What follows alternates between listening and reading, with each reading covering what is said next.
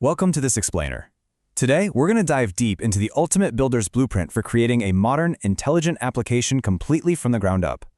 If you're an engineering leader or a developer, you already know the drill. The landscape has fundamentally shifted, and we aren't exactly just building simple web apps anymore, are we?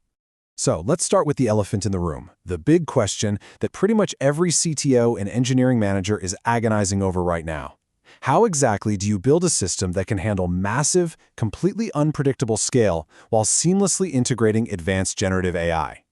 The digital economy is demanding smarter, faster applications, but our legacy monolithic architectures and those old rigid databases, they're holding us back. So how do we actually architect our way out of this mess? To answer that, we'll hit a few key stops on our agenda today: modernizing with microservices, the MongoDB Nexus architecture, scaling, both horizontal and vertical, injecting generative AI, and finally, looking at a real-world enterprise success story. Let's get right into it. All right, Section 1, Modernizing with Microservices, or as I like to call it, breaking down the monolith. Before you can even think about scaling effectively, you absolutely have to break down those rigid monoliths. We've all felt the pain of a legacy monolith, right? You try to tweak one tiny feature and bam, the entire system breaks. It's a nightmare. The modern move here is to break all that down into what we call bounded contexts, essentially dividing the app up by specific business functions. By strictly following the 12-factor app methodology, you start building these out as independent, totally modular services. Tools like Node.js and Express are just fantastic for this, letting you spin up lightweight, incredibly fast APIs. Throw those into Docker containers, orchestrate the whole shebang with Kubernetes, and boom! Why does this matter? Agility. Your small, nimble engineering teams can now push code weekly or honestly even daily without taking the whole platform offline. Moving right along to Section 2, the MongoDB Nexus architecture, which provides the foundation for flexible data.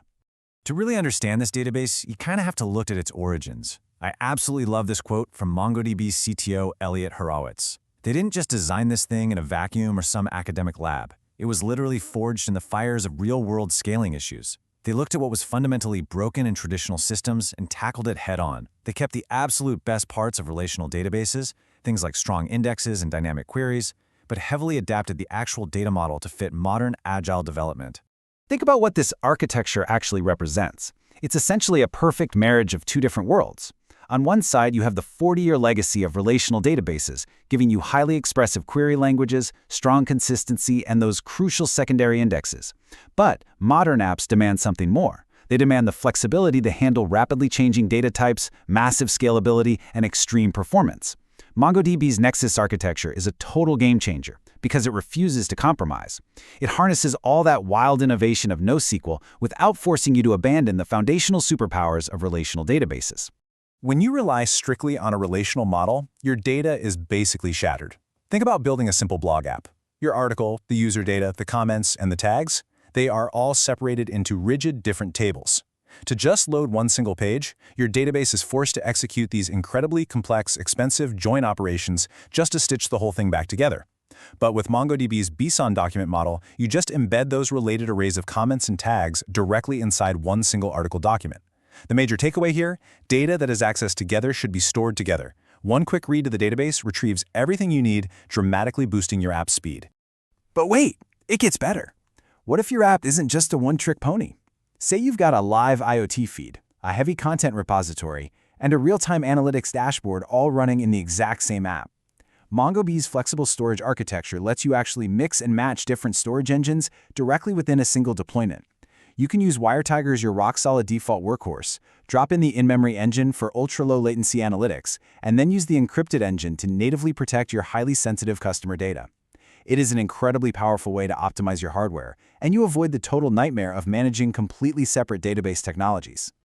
Okay, on to Section 3, Scaling, specifically horizontal versus vertical, and how we actually handle massive data and traffic. Picture this: your app suddenly goes viral. Traffic spikes out of nowhere. You're faced with a classic engineering dilemma. Do you scale up vertically, meaning you just throw more CPU, RAM, and bigger solid-state drives at a single giant server?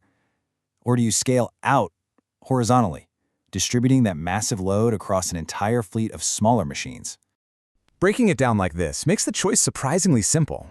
If your app has slow, highly predictable growth and you're on a tight budget, scaling up vertically is a fantastic, quick win. It's a simple upgrade with very little complexity. But when you inevitably hit that physical hardware limit and experience explosive, rapid growth, think a viral social media app or a booming e-commerce platform on Black Friday, horizontal scaling is really your only viable path forward. Sure, it requires a bit more investment and a slightly more complex setup up front, but it offers essentially infinite scalability. Plus, high availability. If one single server goes down, the rest of the cluster seamlessly picks up the slack. And to actually pull off that horizontal scale seamlessly, MongoDB uses a really clever native method called sharding. Instead of trying to cram all your users onto one supercomputer, it basically partitions your data based on what's called a shard key, say a user ID, and automatically distributes that workload across multiple servers, or shards. It's kind of mind-blowing when you realize you can literally add massive computing capacity on the fly without taking the application offline for even a second, achieving just incredible high-throughput performance. All right, Section 4, Injecting Generative AI. This is all about augmenting those powerful LLMs with your own managed data. Look, it's becoming pretty obvious that just having access to an off-the-shelf large language model isn't a competitive flex anymore. Literally everyone has them. Your actual superpower is unlocked when you combine a tool like Atlas Vector Search with your own proprietary, securely managed data. By augmenting LLMs with your specific business context, you can build incredibly accurate customer self-service chatbots, hyper-personalized e-commerce search engines, and rich multimodal analysis tools. And because the whole thing is built natively on Atlas, you aren't sacrificing an ounce of security. Everything is strictly governed by enterprise-grade authentication and end-to-end encryption. Let's wrap this up with Section 5, Real-World Enterprise Success, specifically looking at Iron Mountain's Insight platform. You probably know Iron Mountain. They're an absolute global giant in information management, trusted to safeguard data for hundreds of thousands of enterprise customers. Well, they completely modernized their own operations by building their new Insight digital experience platform directly on top of MongoDB Atlas. They desperately needed a unified platform to help their customers access, govern, and actually monetize both physical and digital information. This is where that document model we talked about earlier really works its magic. So many organizations, especially in highly regulated industries, are just drowning in a sea of unsorted paper documents and unindexed digital files. It's a complete mess. Iron Mountain utilized MongoDB's flexible schema to ingest all of this crazy, diverse, unstructured information, text, images, metadata, you name it, and instantly transform it into structured, highly actionable intelligence. They didn't have to force messy, real-world data into rigid tables. The database simply adapted to their data. The results they got from this, honestly, phenomenal. By leaning into Atlas Vector Search, Iron Mountain created a powerful, modular, low-code SaaS platform. They rolled out AI-powered self-service tools globally that automated intensely manual workflows. And because enterprise clients absolutely demand bulletproof reliability, they utilize MongoDB Atlas's multi-region clusters to deploy across more than 118 global regions.